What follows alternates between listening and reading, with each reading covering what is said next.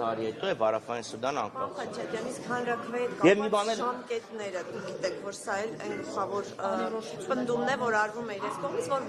ոչ մի ժամկետ հանրաքվեի հետ կապված չկար եւ հետեւությունը կար, որ այդ հանրաքվեն չէր լինելու, այսինքն համաձայնություն հանրաքվեի օրակարգի շուրջ չէր լինելու ի վերջո։ Թողնվելու էր անորոշ առարկա։ Լավ։ Հիմա դեպքում մի քիչ այլ կողմից մոտենամ ձեր հարցի պատասխան։ Եկեք ընդունենք, որ այն բոլոր թղթերը, հաստատ թղթերը, բացառությամբ Նիկոլ Փաշինյանի ընտանեկան թերթում տպագրված հոդվածի, ավելի լավ ելք են խոստանում, քան թե մենք այսօր ունենք։ Հետևաբար, փակ աչքերով, այսինքն մատով, որին կպնեք,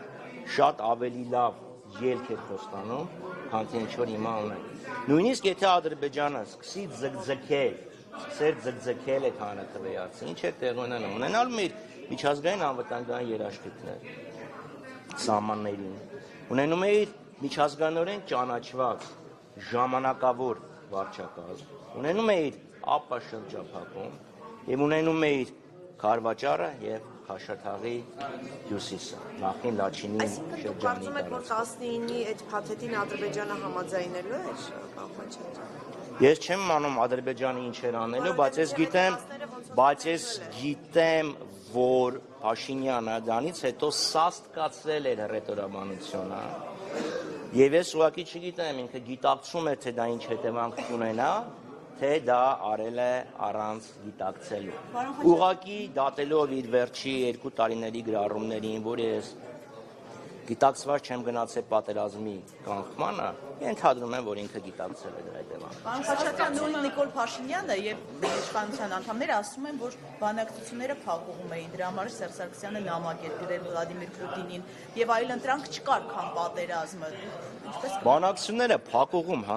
ուրեմն փակուղում են հայտնվել բազմաթիվ անգամներ։ Օրինակ, Մինսկի խորհրդաժողովը պետք է գումարվեր 1992 թվականին, բայց ադրբեջանցիները հարձակվեց, փորձում էին գրավել Ստեփանակերտը, հակահարձակման արդյունքում ազատագրվեց Շուշին, բանակցությունները մտան փակուղի։ 93 թվականին մտան փակուղի, երբ իդեպ Ադրբեջանը մերժեց ՄԱԿ անվտանգության խորհրդի 2 բանաձևերը, որոնք ասում էին պետք է որ գումարվի խորհրդաժողովը, որոշվի կարգավիճակը, դրան զուգահեռ զորքերի դուրսբերումներ պետք է լինեն, իդեպ Ադրբեջանն էլ պետք է իր զորքերը դուրս բերեր Մարտակերտից։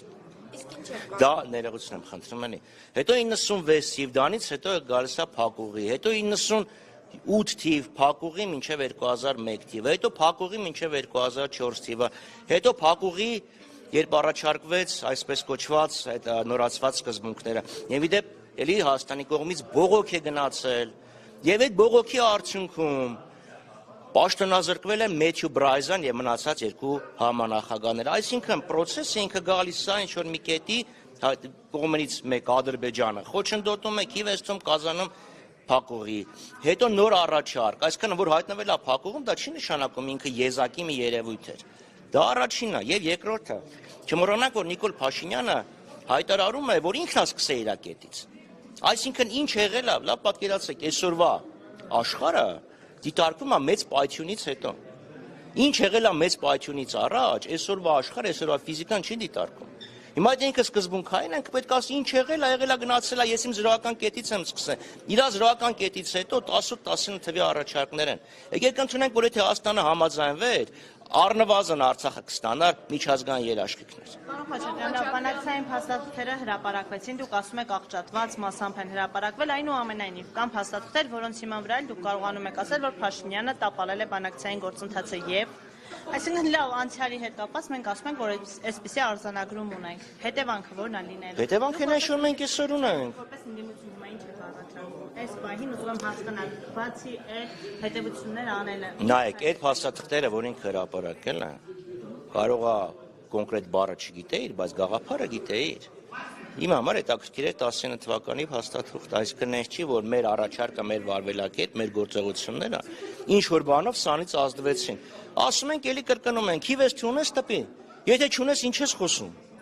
Բայց ինչ ես ասում, Հայաստանը Քիվեստում համաձայնվել է, դե տպի։ Քիվեստ եղել է 2001 թվականի ապրիլի 1-ից 5-ը։ Ինչ է 99 թվականին, ինչ որ անհասկանալի մի հատ։